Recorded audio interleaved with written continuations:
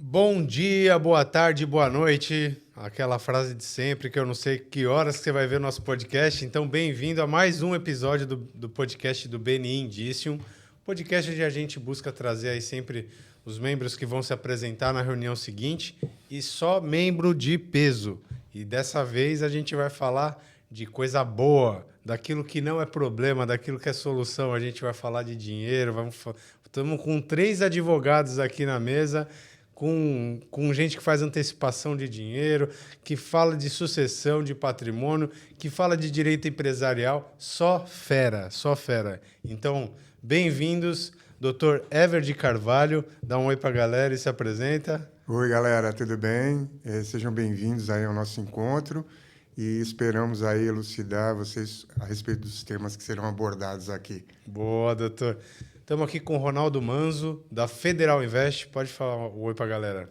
Muito bom dia, boa tarde, boa noite. Seguindo as palavras do nosso mestre aqui de cerimônias, eu sou um dos mais de 130 franqueados da Federal Invest em todo o Brasil. Nós fazemos antecipação de recebíveis, mantemos seu fluxo de caixa ativo para que você não se preocupe com pagamento de contas e gestão financeira. Desde que você venda, nós antecipamos e você sempre terá o dinheiro para pagar suas contas sem se preocupar com o seu financeiro. Muito bom. E aqui do meu lado, o doutor João Vasconcelos, da Vasconcelos Neto Advogados.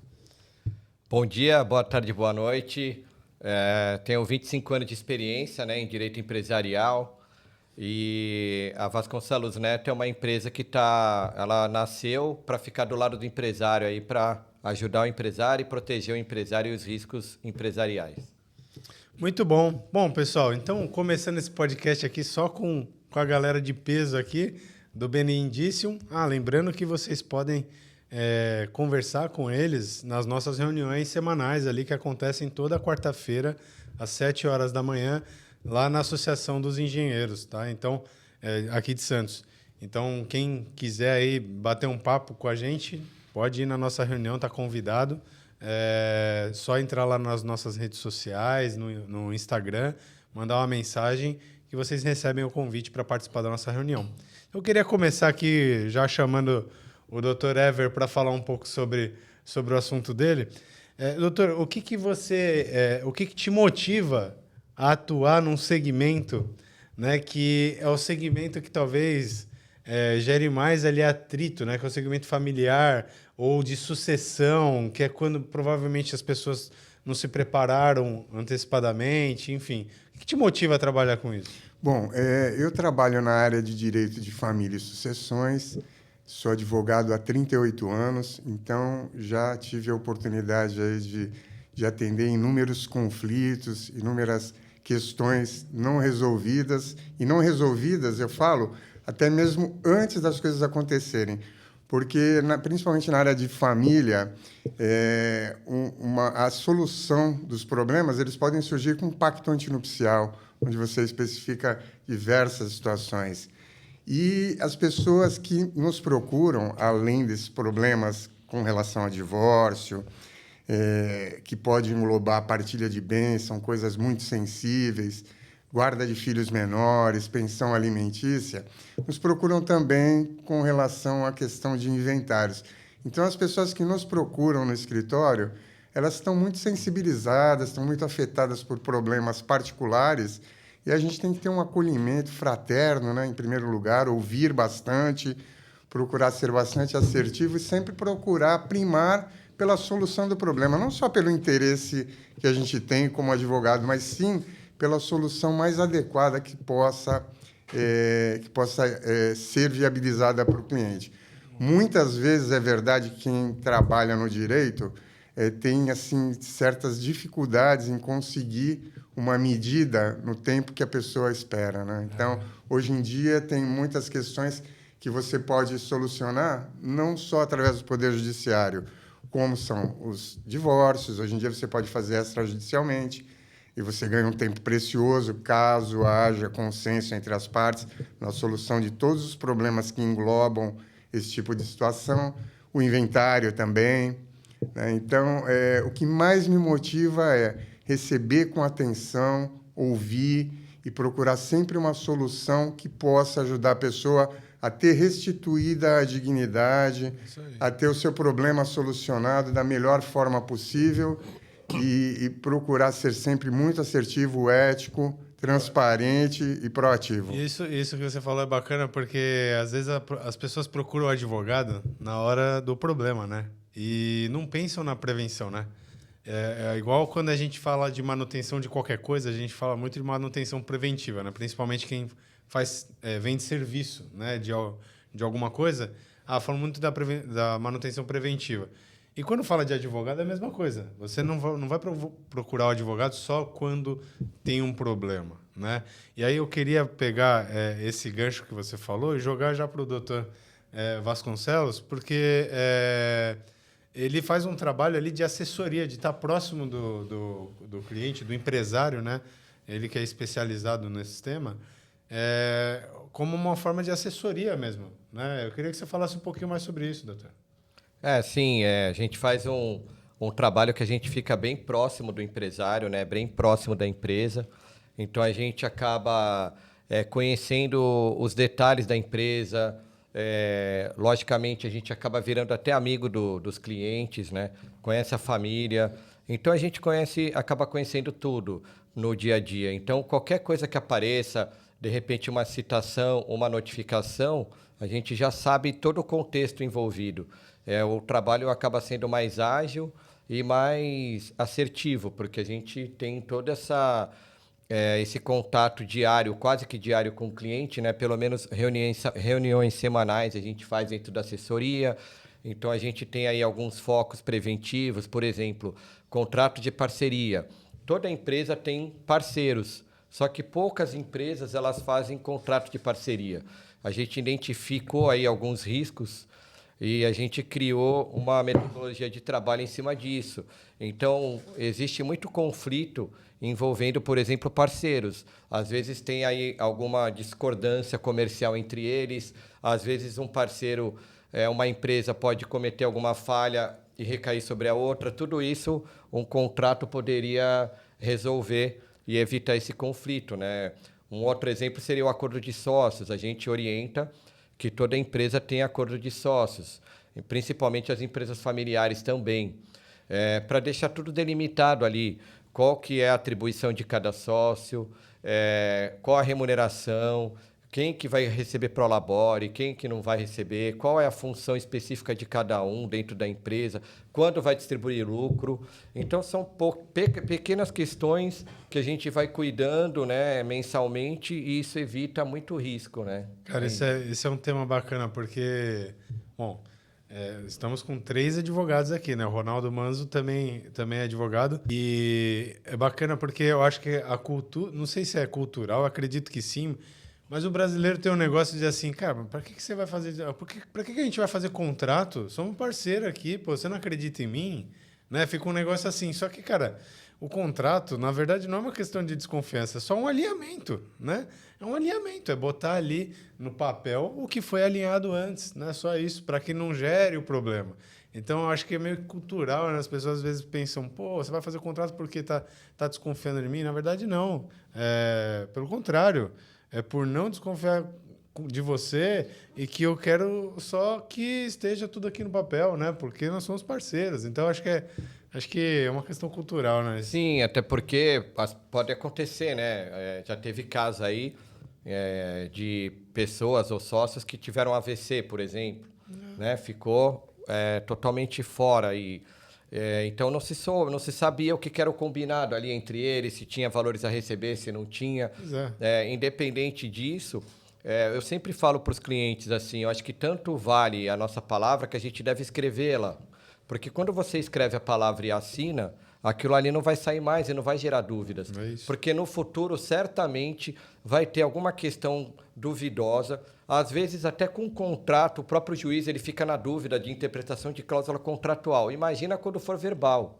Então, aí é pior ainda. Então, se você tem um contrato ali base, você consegue resolver e evitar problema, evitar risco. Isso daí demanda uma discussão entre empresas. As empresas, enquanto estão discutindo, elas estão perdendo tempo de ganhar dinheiro, na verdade, que elas deviam estar focadas no negócio delas. Aí elas vão discutir elas vão ter que contratar um advogado, vão ter que aguardar a justiça, que a gente sabe que demora, né? Infelizmente, no Brasil, para ter uma decisão judicial, muito embora com os processos digitais agilizou bastante, mas é bem por aí, a gente prevenir. Indo nesse caminho, né, enfim, de você ter a parceria efetivamente, né, de confiar e tal, ou ter a desconfiança. Eu percebo no negócio do Ronaldo, né, que os empresários às vezes têm até um receio, né? Eu quero que você fale um pouco mais sobre o que é o fomento, mas eu queria também que você falasse um pouquinho desse preconceito que o pessoal tem de fazer uma antecipação de um recebível, né? Porque às vezes parece que você está antecipando um recebível, aí você fala assim, pô, esse cara aí não tem dinheiro, por isso que ele está antecipando o recebível. Mas na verdade não, isso é uma estratégia financeira, né? Eu acho que a maioria das empresas grandes listadas em bolsa fazem antecipação de recebível, né? Fazem antecipação. Por quê? Para ajustar fluxo de caixa. Eu queria que o Ronaldo falasse melhor do que eu aí sobre esse tema. Só para dar uma complementação do que foi falado com o Dr. Vasconcelos, eu tenho um ditado não, tem uma lei universal, que é a lei de Murphy. O que diz o primeiro artigo? Diz o seguinte, o que puder dar errado, vai dar. E o artigo 2º diz o seguinte, no pior momento possível. Né? Junte-se a isso, um ditado que eu tinha, um chefe que eu tinha quando eu trabalhava em navegação, que ele falava, meu filho, palavras os ventos levam. Então, para evitar problemas, escreva, como ele falou, escrevendo às vezes dá problema na hermenêutica, na interpretação, pode ter. Imagina se não falar. Né? E outra coisa também é a prevenção. Porque ninguém pensa e se morrer, como é que faz? Exato. Isso cabe ao advogado se antecipar nos problemas e já trazer uma... mas isso nunca vai acontecer. Não, mas vamos colocar aqui no papel que fica fácil. Porque se acontecer, é tipo Já seguro tá de vida, né? Fala assim, previsto. pô, mas eu não quero saber se eu morrer. Tá, mas e se você sobreviver? Então, os contrastes ficam enormes. Tudo é prevenção do que pode dar errado, né? E você já tem um problema para isso. Voltando aqui no assunto do fomento, o fomento nada mais é que uma ajuda, um empurrão, um apoio no empreendedor. Né? Você falou aqui na antecipação. Eu já vi empresários que falam assim, não, eu não gosto de antecipar. Mas quem vende no cartão de crédito, seja o que for, recebe à vista. E prefere receber à vista. Você prefere ter o dinheiro na sua mão, mesmo que um pouquinho menos da tua venda, do que você esperar as parcelas. Você cresce organicamente, vamos dizer assim. Quando você antecipa, você potencializa o teu crescimento. Por que eu digo isso? Quando você, por exemplo, depende da aquisição de algum insumo para o seu negócio, você vai fazer uma obra, você precisa comprar cimento, precisa comprar areia, seja lá o que for. Se você for na loja comprar, o sistema já está preparado para te vender dentro do sistema, ou seja, vai pagar no cartão, o custo do cartão está incluído. E a parcela está incluída, porque o vendedor sabe que vai antecipar. Se você falar assim, eu quero pagar à vista, mas no mínimo você vai ter uns 10% de desconto. Numa antecipação, que se você tem 3%, 4%, até 5%, vamos falar assim, de antecipação, só que você vai pagar à vista 10% de desconto. É isso aí. Então você tem que saber trabalhar com o sistema. Né? Eu sou advogado, eu sou empreendedor, eu não mexo em dinheiro. Meu amigo, tudo envolve dinheiro. Tudo. Eu escutei um garoto uma vez numa entrevista de 12 anos de idade. O que você vai estudar? Eu vou estudar uma matéria em que todo mundo precisa. Eu falei, o quê? Dinheiro. O médico, o engenheiro, o advogado, todo mundo precisa de dinheiro. Ele ia fazer economia. Isso me deu um start, isso já faz alguns anos, que eu pivotei a minha vida. Eu advoguei efetivamente durante 25 anos, atuei na área de direito tributário, marítimo, aduaneiro, tive muitas alegrias, algumas decepções, algumas tristezas, tal, que chegou um momento da minha vida que eu falei, eu não quero mais isso para mim. Eu quero mudar isso. Aí me apareceu essa oportunidade da Federal Invest, o dono da Federal Invest, que é o Renato Junqueira, ele criou essa empresa há 32 anos, fez um modo tão bem feito que foi a primeira empresa de factoring que abriu uma franquia. E ele diz o seguinte, quem vende parcelado, vende mais. Então, se o teu negócio permite que você parcele, você certamente vai vender mais. Só que se você vender muito parcelado, você fica sem fluxo de caixa. Perfeito. Às vezes você tem que pagar uma conta de R$1.000 e tem 50 mil para receber, mas não tem 1.000 para pagar a conta. Você antecipa, e só para finalizar esse assunto, e eu digo o seguinte, a antecipação não é para você viajar nem para você trocar de carro. A antecipação é para o seu negócio girar. Você colocou dinheiro, com o dinheiro você faz sempre melhores negócios. Muito bom. Cara, ó, Vou fazer uma pergunta aqui vamos pro lá, aproveita. Ronaldo. Só fazer uma pergunta, aproveitar que você está falando de dúvida. aqui é bate-papo, viu, É um pessoal? bate-papo. É dúvida, consulta. Consulta é o Paulo. Não, você não é mais advogado, então... Esse negócio de É advogado... verdade. Não tô nem trajado aqui, uniformizado. Tudo bem. Mas é o cara que antecipa o dinheiro. Verdade. Que tipo de negócio que você atende? Então, por exemplo, você atende comércio, atende também escritórios de advocacia também? A gama é bastante grande, né? É basicamente B2B, que é quem vende para a CNPJ. Isso é um bom negócio. Exemplos. Eu tenho um cliente que ele é uma empreiteira de mão de obra. Então, ele faz obra em prédio. Ele vai fazer uma obra de prédio de 500 mil, 600 mil, R$1 milhão. O prédio não vai pagar. Parcela. Então, ele vai parcelar em até 70 vezes. Esse meu cliente ele tem boleto para receber até 2031. O que ele fez? No final do ano para cá, do ano passado, ele precisou entregar uma meia dúzia de obras. Precisou de dinheiro. A gente antecipou um volume grande. Ele entregou as obras. Então, a partir de novembro deste ano agora, o que entrar para frente é tudo dele. Ele antecipou a obra, entregou a obra, que é o mais importante, com o material, acelerou. Cumpriu a obrigação dele, né? Cumpriu a obrigação e entregou a obra e vai receber. Eu tenho um outro cliente que, se eu não imaginava, ele tem uma floricultura e ele precisa comprar e vender. A compra da flor é à vista. Eu não sabia como esse negócio funcionava. Em Olambra, tem leilão de flores. Então, ele mais quem trabalha com isso vai lá e, se não pagar, não recebe. Só que ele vende a prazo. Ele fechou um contrato com um shopping em São Paulo de R$4 milhões para fornecer durante um período e fazer um serviço grande. Não pensa que recebe 4 milhões à vista. Isso é feito por etapas. Se ele não antecipar, ele não consegue comprar. Ele não consegue fazer. É a maneira de resolver o problema dele.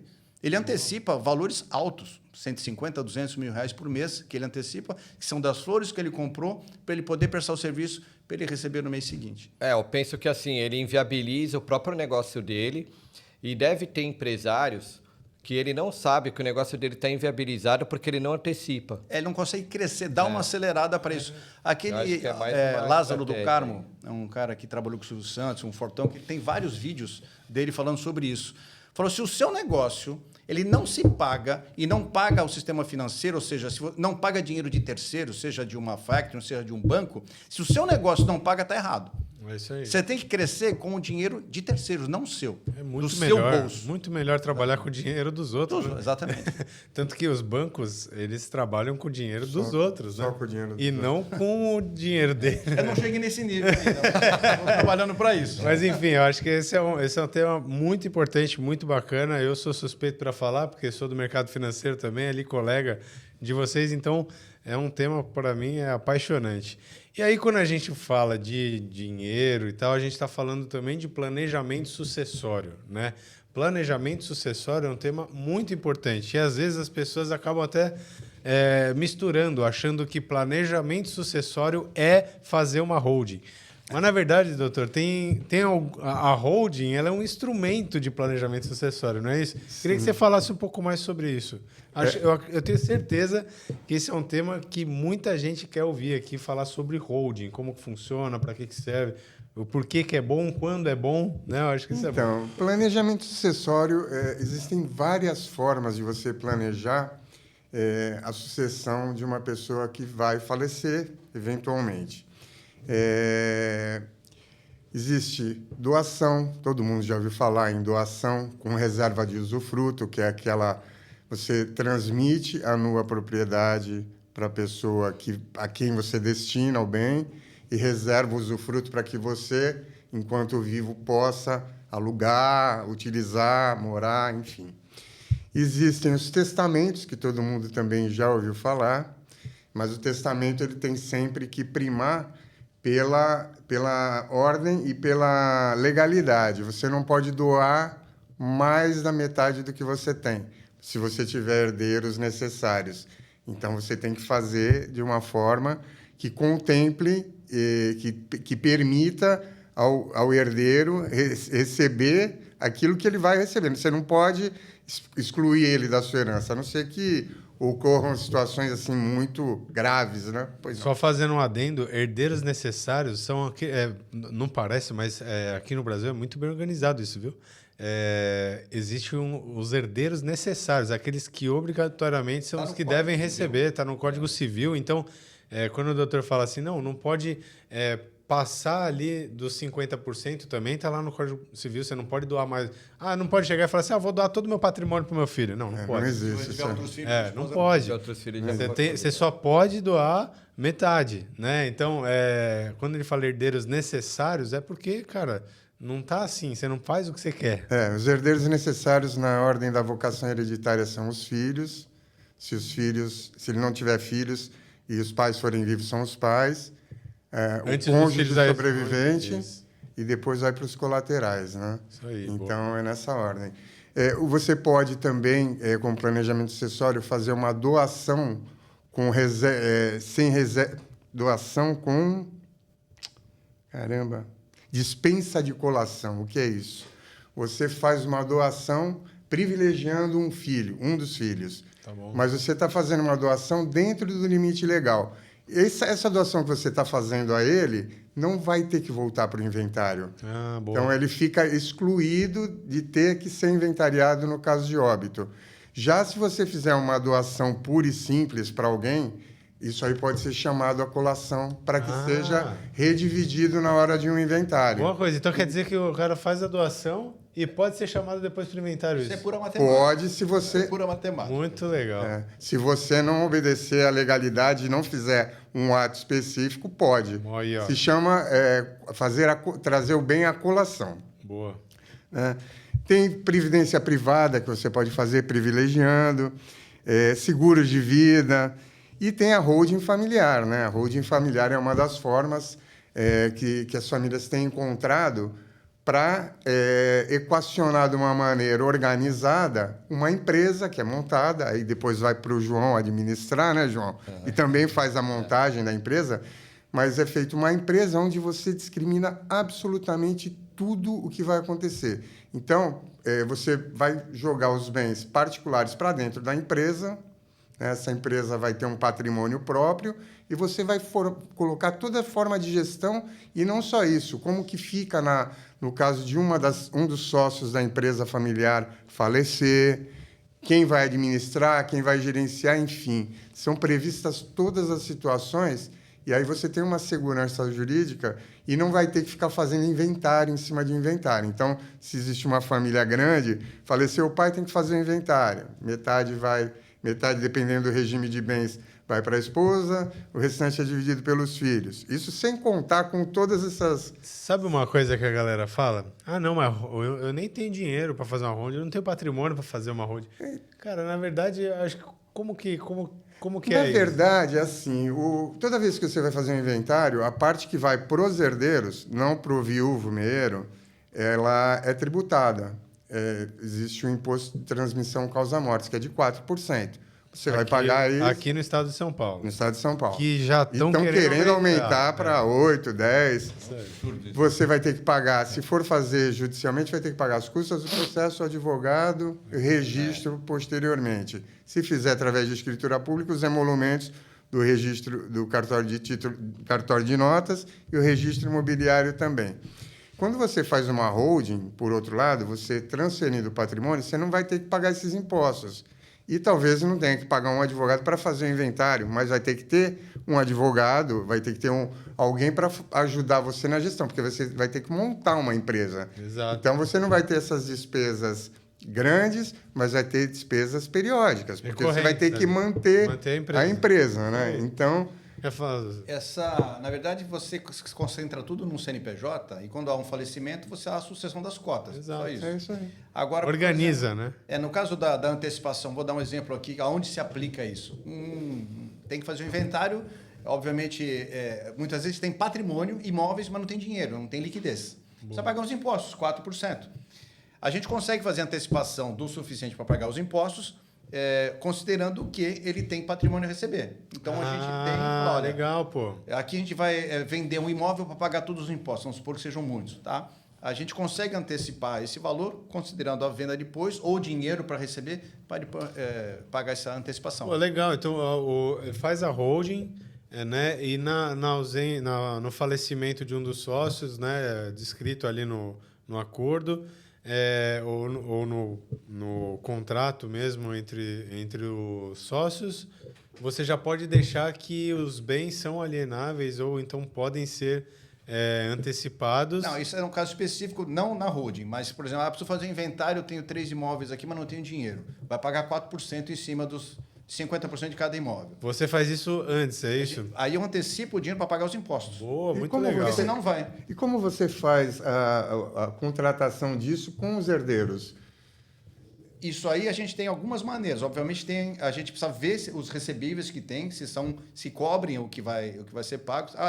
Às vezes é dinheiro em banco, porque o dinheiro na sua conta, no teu CPF, só vai sair no inventário. Isso. Aí eu não posso pegar esse dinheiro. Que dinheiro eu vou pagar? Ó, foi muito bom você falar isso. Excelente exemplo, né? Cortar, mas foi muito bom você falar isso, que eu tenho um caso concreto e eu não sabia que a antecipação de recebíveis que você faz envolve o inventário. E é um valor alto. Eles têm aí 1,5 milhão, 2 para receber, já está depositado em juízo e eles não têm o dinheiro para pagar os 4%. Você não consegue pagar para receber. Isso. Esse é um dos grandes problemas. A gente vai conversar depois depois disso daí. E até o que vocês estavam falando sobre a holding, né, pegando o gancho aqui para o direito empresarial, assim, é interessante porque a holding você também separa o patrimônio pessoal, né, dos sócios com o patrimônio da empresa, né, para não ter esse conflito entre patrimônios, principalmente você fazer uma gestão, né, administrativa da holding e financeira. Você tem benefícios fiscais também e você tem uma organização financeira melhor e sucessória também, né? Então, são várias vantagens, mas, claro, a holding é para todo mundo? Não é para todo mundo. A gente tem que precisa fazer uma avaliação, mas ela pode ajudar bastante. Aí, uma boa parte dos empresários hoje, eles têm holding, porque aí separa o patrimônio ainda numa condição que a empresa está bem, que ele está bem financeiramente, está tudo correto, ele está fazendo realmente aquilo não para causar nenhum prejuízo a terceiro, ele está fazendo aquilo para resolver uma questão administrativa e financeira. E aí também vem aquela questão cultural, eu acho também, né? Parece que você está montando uma holding, você é o cara que está fazendo coisa errada. Por que você está montando uma holding? Né? Parece que você está fazendo coisa errada. Querendo fugir com o patrimônio. Você está fazendo uma offshore, porque offshore também é um instrumento de sucessão. Você está montando uma offshore, você está querendo esconder dinheiro. Não, ele é um instrumento de sucessão, assim como a previdência privada, assim como a holding, assim como um testamento, assim como um seguro de vida. É tudo instrumento de sucessão. Mas isso é planejamento. Aí você tem que planejamento, exatamente. Para ver se é negócio ou não. Perfeito. Eu tenho um cliente, não, tenho um amigo que ele tem um faturamento alto na prestação de serviço e tem várias empresas, vários CNPJs. Todos esses CNPJs estão concentrados em um. Um é dono de tudo. Ele divide aqui por questão tributária de faturamento. Se jogar tudo num só, a alíquota sobe muito. Isso. Então ele divide. E é tudo dele. E como é que ele vai ser dono de 10 empresas? Uma empresa é dona de todas as empresas. Então ele comanda uma empresa só. É isso. É uma questão de planejamento, de organização. Ainda mais quando a gente fala de sucessão, a gente está falando de um momento frágil. No momento onde você tem um abalo emocional. Se você tiver um abalo financeiro... É pior ainda, né? Então, é um tema que eu gosto bastante de falar. Ainda bem que o doutor trouxe aqui esse tema, que é um tema que eu acho legal. Agora, eu queria que, Ronaldo, você falasse um pouquinho, você explorasse um pouco mais a questão de utilizar a antecipação de recebível como estratégia financeira dentro do seu negócio. Porque, assim, quando eu tenho um escritório de investimentos e lá eu recebo bastante empresário, né? E eu percebo que, às vezes, o empresário ele entende o seguinte, ele fala, pô, Vitor, vou investir, o investimento não dá nada. O meu negócio dá muito mais. Eu falo, cara, não vai ter nenhum tipo de investimento no mercado financeiro que vai render mais do que o seu negócio. O próprio negócio. Exatamente. Ou seja, ele já tem a percepção dele que o negócio dele é rentável. Ele já sabe disso. E aí eu gosto de falar da antecipação porque Se o negócio dele é rentável, imagina se você pega e fala assim, então tá bom, então faz o seguinte, ó, se eu te der mais 100 mil reais, você consegue transformar esses 100 mil reais em quanto? Ele, pô, se eu tivesse esse dinheiro, eu transformaria em tanto. Então, eu acho que a antecipação, ela é meio que isso, né? Você fala assim, cara, tá vendo esse fluxo que você teria aqui? Olha só, agora ele vai estar na sua mão, antecipadamente, e você vai conseguir transformar em muito mais dinheiro do que se você deixar para receber lá na frente, né? Então, queria que você explorasse um pouquinho mais esse tema. Com dinheiro na mão, a gente sempre faz melhores negócios, não tenho dúvida. Vou dar um exemplo rápido. Eu fui reformar meu apartamento há alguns anos, aí eu tive que fazer uns móveis planejados. Aí minha mulher cuida da parte do planejamento e eu cuido do financeiro. Ela decidiu o que queria, falei, tá bom, deixa eu negociar. Eu tinha 15 mil reais, faz uns 15 anos, eu tinha uns 15 mil reais. Eu falei, pô, não posso gastar mais que isso, porque eu quero pagar à vista. Custou 21, o orçamento foi 21. Eu falei, não, 21, eu quero... Porque eu sei que a margem é grande. Eu dei sorte que eu fui no final do mês, que eles tinham meta para... E foi sorte. Tem essas estratégias aí também, né? Exatamente. Tinha meta para cumprir. É isso aí. Fechei por 14 mil. Olha. Eu economizei 33% nesse negócio. Eu falei, ó, eu pago à vista. Eu pago metade agora, metade quando entregar. Quem é que não quer isso? Imagina se eu dividisse isso em 10 vezes. Ela ia receber 2.100 por mês. Ela pegou 14 mil, com isso ela consegue implementar mais no próprio negócio. Você falou sobre botar dinheiro. Nós somos também uma securitizadora. Qual é a diferença de uma securitizadora para uma factoring? Sabe? Eu também não sabia. Pode falar. Tem que estudar isso, né? A seguradora pode captar dinheiro de terceiros. Isso. Nós, hoje, pagamos 1,3% do dinheiro investido na securitizadora. Muito bom. Ela falou, mas quando alguém promete pagar porcentagem de um valor, você tem que ficar com o pé atrás. 1,5%, assim, você está estourando o limite do pagamento. Qualquer coisa acima disso, você desconfie. Tá? Por que a gente paga 1,3%? A gente consegue pagar? Porque a gente antecipa a 4,5%, 5%. Esse... Como é que chama? Spread é o nosso lucro. É o prêmio, né? Exatamente, só que a gente paga imposto sobre isso. Sim. Então, eu consigo te remunerar, você vai botar de 100 mil a 1 milhão, 2 milhões, seja lá quanto for, você coloca, eu consigo te pagar 1,3%. Por que a Federal Invest ainda é melhor? Porque o Renato Junqueira ele criou um bolsão, porque ele tem 130 franqueados. Cada franqueado trabalha com o seu dinheiro próprio. O dinheiro que eu antecipo é meu. Chega uma hora que o dinheiro acaba. Eu não tenho mais. Se um cara chegar e me antecipa 200, 300 mil... Ah, mas vai demorar, né, Ronaldo? Vai demorar, vai demorar pra caralho. Não acaba. Você não sabe como acaba. Então, o que ele faz? Ele tem um bolsão gigantesco, né, para todo mundo. Então, eu precisei de dinheiro, eu pago por esse dinheiro para poder fazer as antecipações. Boa. Eu e todos os demais. É assim que funciona a Federal Invest. Não, todas, né? As securitizadoras funcionam dessa forma. Outro dia vi um cara, quer montar a sua securitizadora? Não é fácil. Não é fácil. Não é fácil. Com menos de 1 milhão de saída, você não consegue fazer nada. E tem as questões regulatórias. Sim, e tudo mais. principalmente regulatórias. Por isso que eu falei assim, a melhor coisa do mundo... Eu tenho um amigo que ele tem uma franquia do McDonald's. Tem umas 5 ou 6 lojas do McDonald's. Falei, franquia é a melhor coisa do mundo. Porque os problemas ele resolve. Né? Pago para ele, tudo bem, a minha tranquilidade é a coisa que eu pago para ele. Mas eu estou tranquilo. Ele faz o marketing, a única coisa que eu faço é ponho o dinheiro e cuido dos clientes. Olha, a gente acabou falando dos nossos negócios aqui, de casas bacanas, porque a gente é apaixonado pelo que faz. Eu vejo aqui no olho de todo mundo que é apaixonado pelo que faz. Eu também gosto muito do tema de vocês, mas eu queria que o pessoal conhecesse um pouco mais vocês. Então, eu queria que você falasse, doutor, da sua trajetória, como que você chegou na advocacia, qual que é a sua experiência e tudo mais. A minha trajetória, modéstia à parte, é bem bonita, porque eu comecei como motoboy, né? Aliás, office boy. E acho que muitos jovens aí, né? Eu já estou com 4.9, né? Recém-completados, turbo, né? Turbinado. Mas... Jogando beach tênis. Jogando beach tênis. Pickleball. O pickleball. Tem preconceito com o pickleball, mas os caras quem não jogou, é porque não jogou ainda. É porque não jogou ainda, é verdade. Que é esporte para macho. Aquilo ali tem que ser macho para jogar.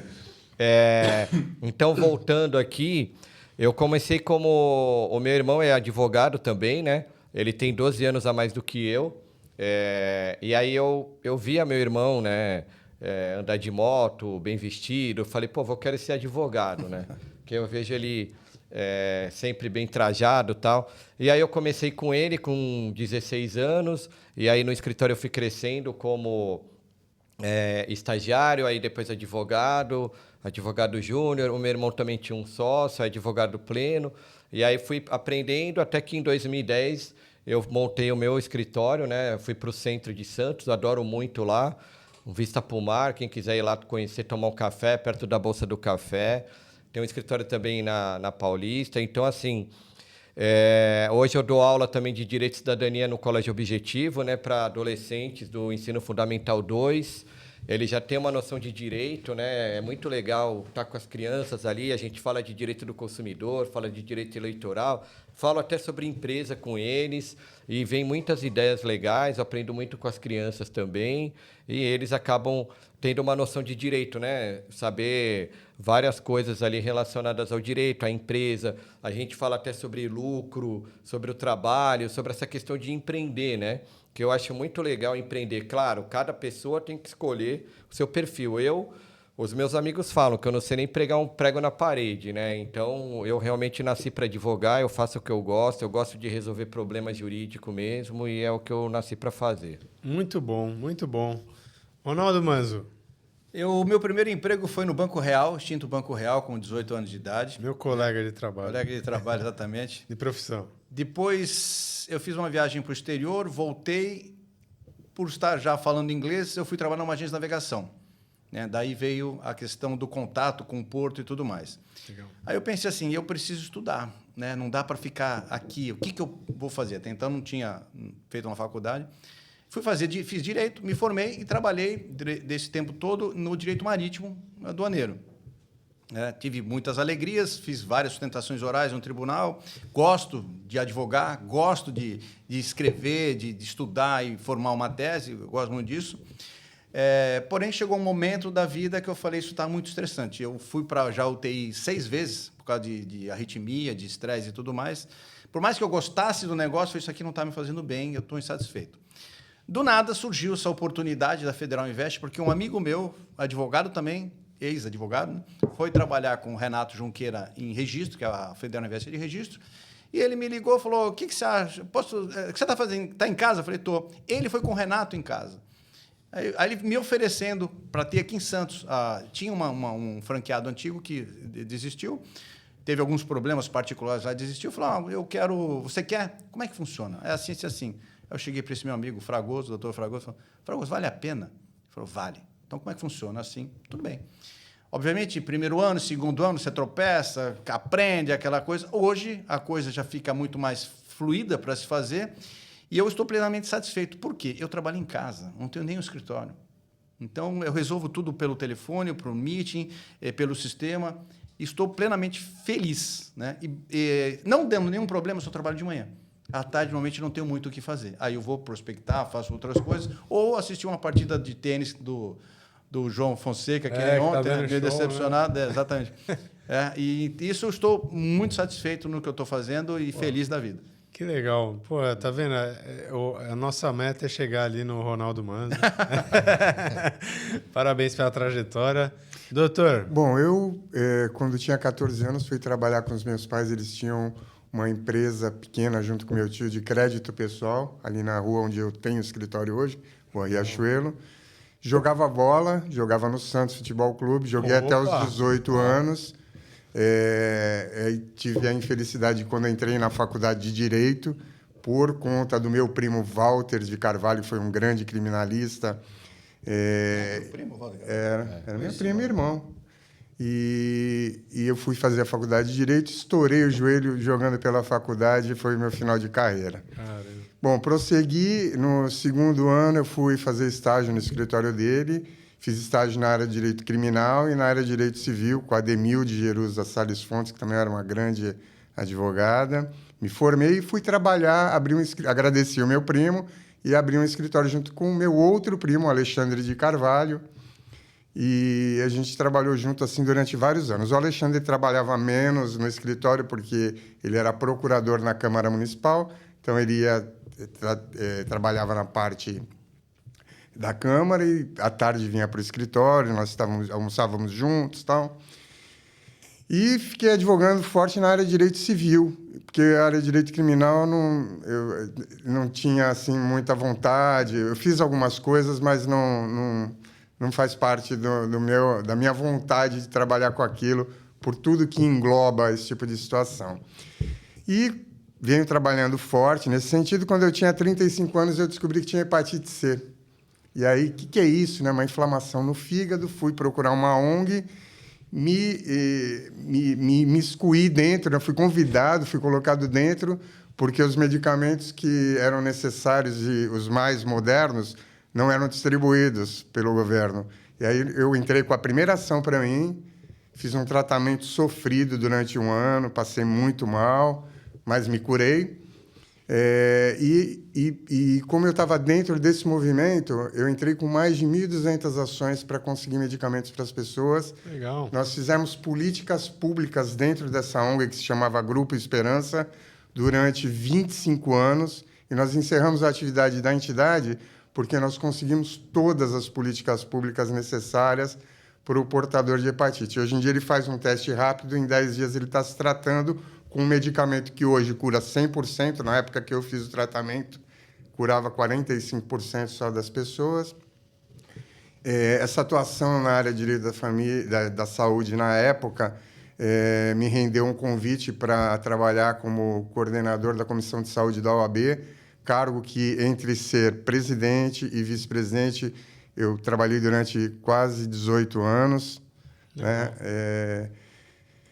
Escrevi um livro, um capítulo de um livro sobre hepatite na questão das políticas públicas que a gente conseguiu e das armas que nós utilizamos, judiciais, para conseguir mudar o cenário das hepatites no Brasil. A autoria do livro foi do Evaldo Stanislau Afonso de Araújo, que é infectologista, que era diretor técnico da nossa entidade. Foi um trabalho muito legal. Trabalhei com o Evaldo quando ele foi vereador, de 2013 a 2016, como assessor parlamentar. Tratava da área de saúde, né? Já fazia projetos bastante, de lei. Bastante. A primeira lei do Júlio Amarelo, que faz alusão às hepatites virais, foi feita aqui em Santos. Depois seguimos para Brasília, para o estado de São Paulo. Então, a gente fez um movimento muito legal.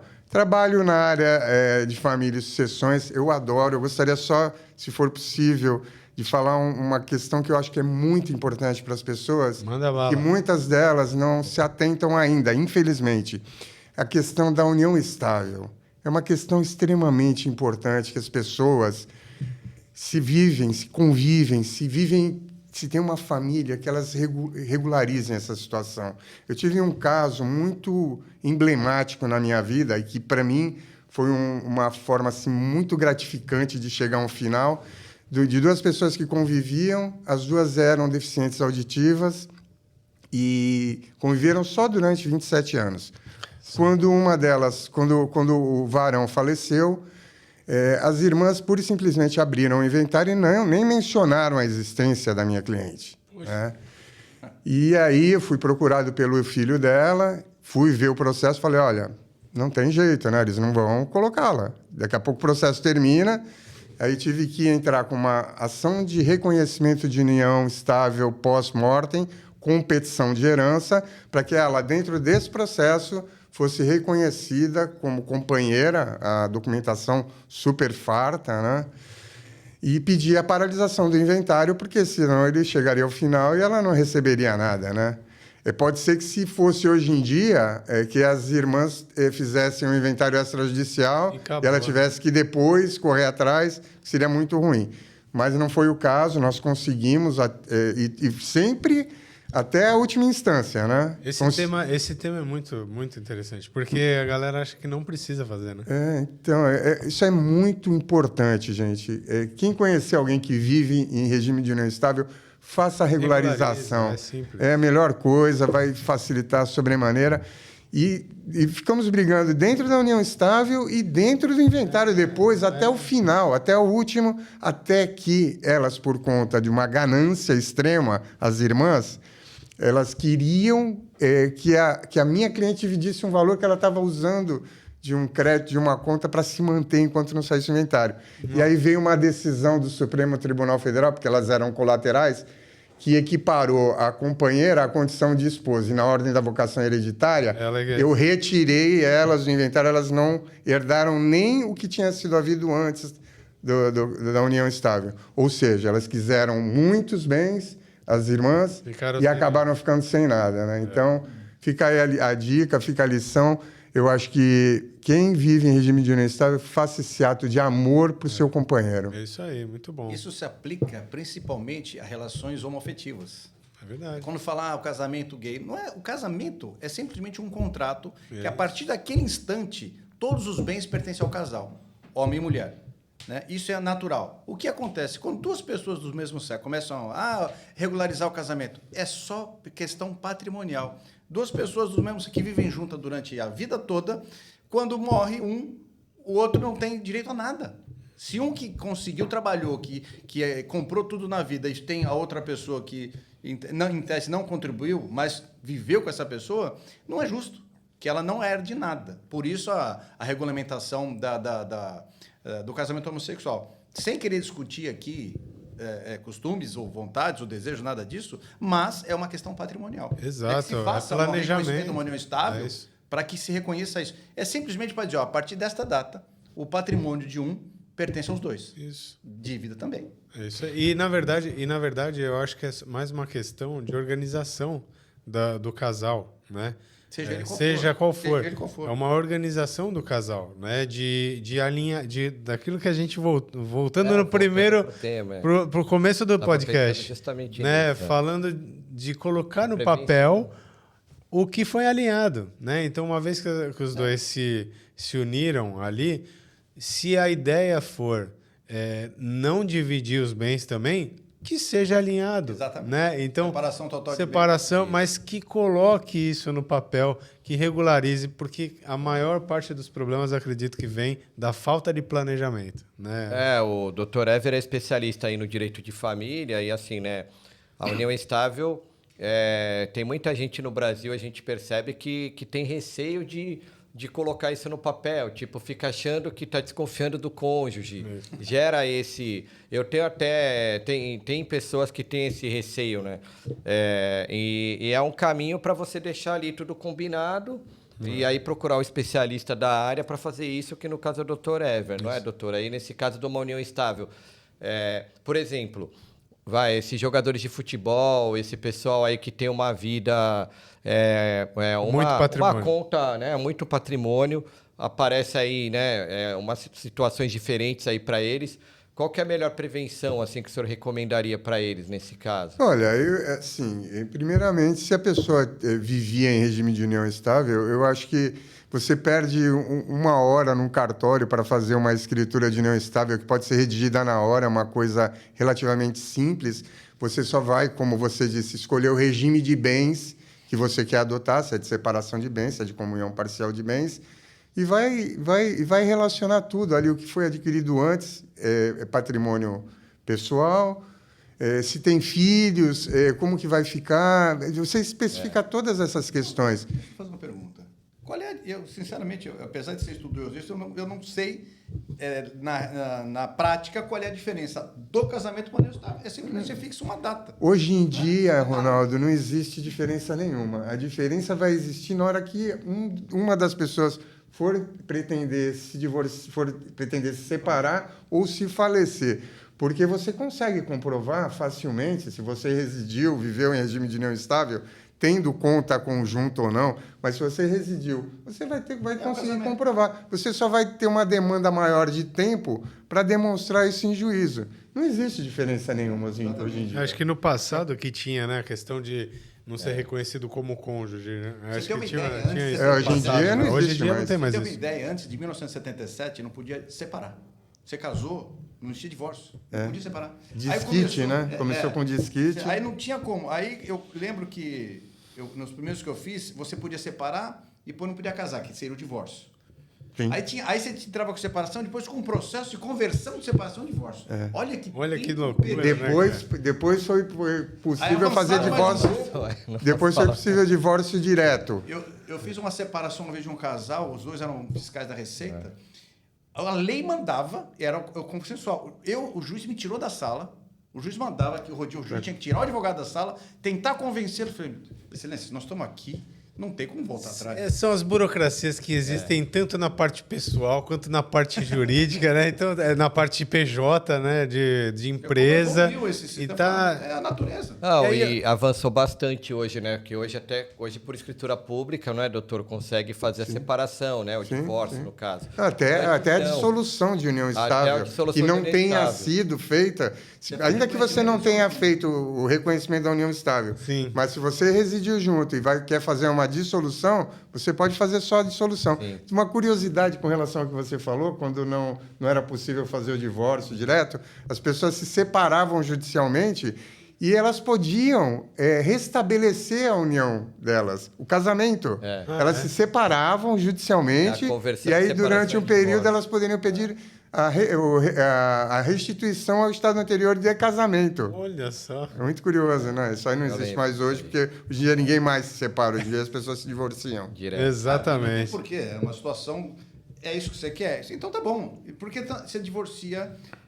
Obviamente, não tendo filhos menores e tudo mais, você vai diretamente para o cartório. Quer casar? É fácil. Separar é fácil. É a vontade da pessoa. Não é a vontade do Estado que tem que prevalecer, é a sua vontade. As pessoas não têm ideia os problemas que causam quando ela não faz isso. Quando não coloca por escrito o contrato. Ou no caso da união estável, não deixa de ser um contrato, né? Um acordo entre as partes. Então, é muito perigoso quando você não escreve, né, o combinado. Deixa eu voltar um pouco para o tema empresarial. A gente está falando aqui bastante de dinheiro, cessão, formalização de interesses, né? E às vezes a gente pensa uma coisa, né? Pô, mas eu tenho uma empresa que está com dificuldade financeira, eu vou ficar contratando advogado? Vou esperar dar problema para depois contratar a assessoria, que nem você comentou da assessoria. Vou esperar dar problema e depois eu contrato a assessoria. Mesmo empresas que têm essa dificuldade, eu acredito que isso seja um investimento para a empresa, né? Para que ela não chegue a ponto de ter o problema e ter que contratar só na hora do problema, né? Eu penso o seguinte, né? Quando tem uma doença, você tem que contratar um médico, né? Um médico especialista. Uma dificuldade financeira de uma empresa não deixa de ser uma anomalia, né? Dentro da empresa. E aí contratar um especialista para renegociar essas dívidas. Então, é sempre interessante procurar, né, um escritório focado nisso, porque aí vai ser feito de forma profissional. Porque o que acontece? O banco ali, ele vai querer receber, principalmente na pessoa do gerente. O foco do banco é lucro, né? É uma empresa que visa lucro, como as outras empresas também. Então, tem essa cultura de, o gerente vai me ajudar aqui, mas ele vai visar lucro. Então, às vezes, ele vai estender o parcelamento, só que a pessoa vai acabar, de repente, o empresário assinando lá um contrato ali ou um acordo na pressão, né? Porque ele se sente pressionado, nós vamos entrar com a ação, nós vamos bloquear sua conta, nós vamos piorar seus bens, e acaba fazendo um mau acordo, aliás, um péssimo acordo. Às vezes, eu já verifiquei contratos bancários aí, que a gente tem 25 anos de experiência e a gente analisa esses contratos, e quando faz a renegociação de dívida é pior ainda. Em muitos casos é muito pior. A dívida dobra, inclusive agora teve até uma legislação recente relacionada aos cartões de crédito, que tinha aquelas renegociações sempre, e os valores eram absurdos, né? Tem casos na justiça aí de triplicar, de mais de triplicar os valores. Hoje tem uma legislação que, no caso do cartão de crédito, só pode ser dobrar o valor, né? Não pode cobrar mais do que o dobro. O que já é muita coisa. Já é muita coisa. Mas, assim, a empresa ali, quando ela está com dificuldade, sinceramente, essa empresa precisa mais de um profissional para ajudá-la a se restabelecer, do que a empresa que está até bem, que está tudo. A que está bem, ela vai precisar por outros motivos, porque ela está crescendo, ela vai crescer com sustentabilidade. Quando a empresa cresce, ela precisa de uma assessoria ali, porque vai surgindo problemas, isso é normal, né? Agora, a empresa em dificuldade financeira realmente é uma situação que tem casos, por exemplo, de dívidas elevadas, altas, E quem é especialista nisso consegue uns bons descontos, entendeu? Descontos bem elevados que o empresário jamais vai conseguir. Porque o que a gente faz? Primeiro analisa, é que nem aquele livro Arte da Guerra. A gente analisa o contrato, monta uma estratégia, vê as falhas daquele contrato e vai conversar com o banco, mas já com uma estratégia, né? Não é que nem o empresário simplesmente ele vai ver se aquela parcela cabe no bolso dele, mas ele nem faz... Pelo menos, empresário, eu faço um apelo aí a você. Quando você for fazer qualquer contrato bancário, pelo menos multiplique o valor das parcelas pela quantidade de parcelas, para você saber o total que você está pagando no final. Isso quando você compra um carro, quando você compra um imóvel, aí sim você vai saber se vale a pena realmente você adquirir aquele bem através de crédito. Boa, muito bom. Do Sun Tzu, que é a Arte da Guerra, escreveu, eu li esse livro umas 3 vezes já. Tem muitos ensinamentos. Na verdade, resume-se uma coisa: procurar dinheiro barato. É isso. O custo do dinheiro. Quanto eu devo para o banco? Devo muito. Numa antecipação, apenas para puxar a brasa para a nossa sardinha, você vai gastar, eu vou perder aqui. Só que é um dinheiro muito mais barato do que você vai dever para o banco. É verdade. Então, você tem que procurar dinheiro barato para qualquer negócio.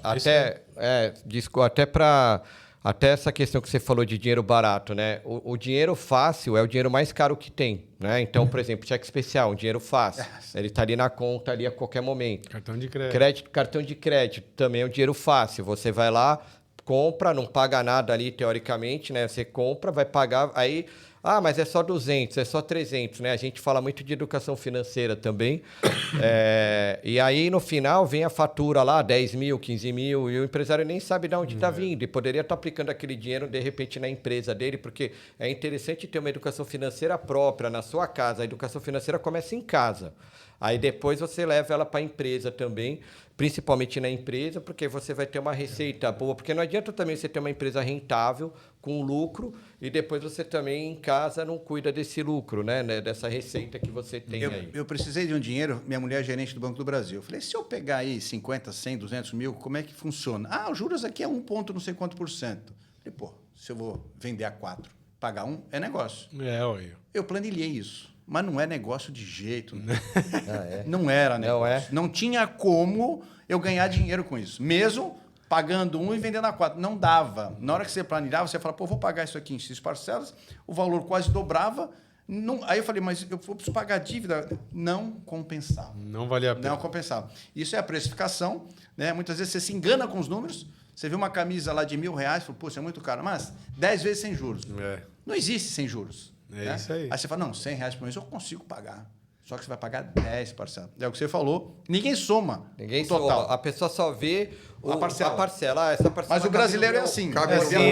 A gente não tem educação financeira. Eu falo, pego muito cliente lá no escritório, né? Que, analfabeto financeiro. Que às vezes a pessoa tem dinheiro, quer utilizar o dinheiro dela para fazer alguma coisa, e eu falo, cara, às vezes a melhor opção nem é você usar o seu dinheiro. Né? Então, tem que fazer conta realmente. Né? Eu também pego situações inversas, onde a pessoa tem dinheiro, alguém convenceu ela a pegar um dinheiro emprestado e usar e deixar o investimento, que o investimento rende mais do que o custo do crédito. E quando eu vou fazer as contas, na verdade, o custo do crédito está muito mais alto do que o que ela está tendo de rendimento. Né? Então, tem que fazer conta, tem que ter alguém, tem que ter ajudando, tem que ter alguém ajudando. Chama alguém que saiba fazer. Exato, tem que ter alguém ajudando. Eu tive até um caso concreto, né, de um empresário, até uma empresa de engenharia, que entrou numa conversa dessa, e ele tinha um bom valor ali aplicado, investido, e estava bem. Mas aí entrou na conversa, justamente esse caso aí. E aí ele entrou em dificuldade financeira depois, porque o dinheiro dele, o investimento ficou em garantia. Fica travado e aí não está rendendo o que deveria render. Estava rendendo, o teu rendimento vai pagar parcela, não pagou. Muita gente faz tem que tomar esses cuidados. Não redia o preço, né, do dinheiro. Tipo, pega um investimento que rende um percentual do CDI e pega um crédito que é uma taxa fixa. Um juro fixo. Mas se o CDI começa a cair e o custo do crédito não, coisa fixar, indexar em moeda estrangeira. Então você tem que redear o custo do dinheiro. Planilha. Exato, fazer conta. Como é que a pessoa vive sem planilha? Não principalmente aí contratar um especialista financeiro, que é o Vitor aqui, que está Boa, tô aqui só intermediando aqui o Sério. negócio. Eu, uma vez lá no BNI, uma menina que trabalhava na XP. Até então eu falei, não, eu não usava cartão de crédito. Ela me falou, ó, aí eu fiz um negócio com ela, investi um dinheirinho na XP. Aí me deram o cartão. Pô, você tem um cashback de 1%. Isso aí. Em que investimento te dá 1%? Você está ganhando no que você gasta. Isso aí. Ah, mas 1% é pouco. Meu amigo, soma no final do ano. Não é. Quanto dá isso? Isso aí. A EQI também dá 1%, tá? Não precisa ser na XP, não. Não. A EQI... Foi só para E ilustrar. se for, e dependendo do patrimônio, é 1,5, Não, exatamente, chega a 1,7. exatamente, Então, exatamente. pô, já fica aí a dica. Então, exatamente. Pessoal, ó, o papo aqui, eu falei que todo mundo é apaixonado pelo que faz. A gente poderia ficar falando aqui por muito tempo, mas o nosso podcast ele dura mais ou menos 1 hora e a gente está chegando a fim. Eu queria que cada um fizesse as suas considerações finais, começando pelo Dr. Ever. Eu agradeço aí a oportunidade de poder estar compartilhando um pouquinho do que a gente vive no cotidiano. É uma honra fazer parte do BNI. Tenho feito amigos maravilhosos, empresários de sucesso, um ajudando o outro, olhando pelo outro. E estamos aí. Quem precisar de alguma orientação ou contratar um advogado para fazer um inventário de uma maneira excelente e rápida, quando é possível, né? Porque às vezes só judicialmente, ou tratar de assuntos relacionados à família, parte de interdição, de divórcio, alimentos, enfim, estarei à disposição. Muito obrigado. Divulga as suas redes sociais. Minhas redes sociais é @everfelício e o meu WhatsApp é o meu telefone aí que vai ser divulgado. Se chamar lá pelo WhatsApp, já consegue falar com você. Pelo Instagram. Pelo Instagram já consegue falar tem com você. meu contato lá, gente. Obrigado. Ronaldo. Falando um pouco do BNI, né? Nós somos o grupo do Indício, nós nos reunimos às quartas-feiras, todas as quartas-feiras, às 7 horas da manhã. Você é empresário solitário que está no seu negócio, muitas vezes quer prospectar por telefone, venha juntar-se a nós. Nós temos lá quase 100 membros só no nosso grupo, do qual você pode oferecer seu serviço. São 100 pessoas indicando clientes para você, mas se você tem condição de atender mais clientes. Se você não tem condição de atender mais clientes, nem vá. É verdade. Né? Com relação à Federal Invest, é @federalinvest.santos. Lá vocês podem me achar pelo Instagram. Nós fazemos antecipação de recebíveis, ajudamos você com o seu fluxo de caixa e te ajudamos a vender mais. Né? Nós temos outros produtos também. Nós temos um parceiro que é a Multicrédito, que ela faz a garantia do parcelamento. Então, já no B2C, se você é vendedor final de varejo, nós temos a parceria com a Multicrédito, que você vende no boleto com seguro, com garantia, e nós antecipamos. Dentre outros serviços que nós temos também na área do dinheiro, que nós podemos ajudar a sua empresa. Muito bom. Obrigado, doutor João. Eu sou o João Vasconcelos, aproveitar a oportunidade aqui, né, de convidar os empresários que estão assistindo a conhecer o BNI. Vai lá só tomar um café com a gente, né? É das 7 da manhã até as 9, toda quarta-feira, na Associação dos Engenheiros de Santos, como bem falou o Dr. Ronaldo. E eu estou no BNI, né, há 6 anos, eu entrei justamente na pandemia, as reuniões eram online, e assim, se não fosse bom, eu não estaria lá ainda. Né? E lá tem profissionais de capacidade, de qualidade, inclusive eu posso indicar os profissionais, então eu virei aí uma rede de contato também para ajudar os meus amigos, para que tenham aí bons empresários e bons prestadores de serviço. Lá tem tudo, né? Tem restaurante, investidor, né? Questão de investimento, tem todos os ramos praticamente, né? São poucas vagas ainda, mas tem poucas vagas não. Tem ainda vaga aí para os empresários. Se não tiver no nosso grupo, vão ter em outro. E eu me chamo João Vasconcelos, especializado em assessoria jurídica empresarial, né? Direito empresarial. Estou aqui à disposição e minha rede é @VasconcelosNetoADV. Muito bem, pessoal. Então a gente está chegando ao fim. Se você chegou até aqui, deixa like, se inscreve, faz tudo aquilo que normalmente a gente pede nos podcasts, para poder acompanhar, né, os próximos podcasts. E se vocês quiserem ver a apresentação especial desses excelentíssimos membros que são lá do nosso grupo, ela vai acontecer na próxima quarta-feira, né? Então, quem estiver vendo o podcast quando for lançado, vai poder ter a oportunidade de participar aí da próxima reunião, onde os 3 aqui vão estar fazendo uma apresentação sobre o negócio deles, que eu acho que é muito legal, é quando a gente consegue entender um pouco melhor ali como que funciona cada um e também bater um papo aqui com o time. Então, muito obrigado. Até a próxima. Tchau, tchau. Valeu.